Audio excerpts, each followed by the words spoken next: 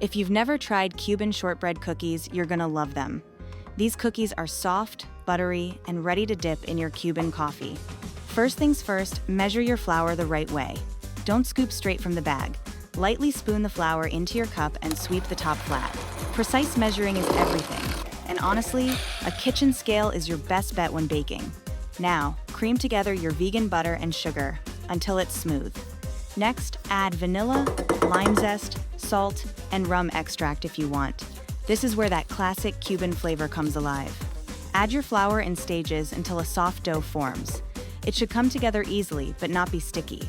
If it clings to your hands, add a tiny bit more flour. You've got two shaping options. Option 1, divide the dough, roll each half into a log about 2 inches wide, and slice into half-inch rounds for a rustic, traditional look. These cookies are usually about half an inch thick. If you cut them thinner, they'll bake faster and you'll get more cookies per batch. Transfer the cookies to a lined baking sheet and press a small indent in the center.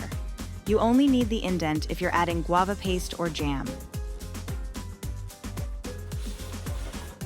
Option 2. Roll the dough to about half an inch thick and cut out your shapes.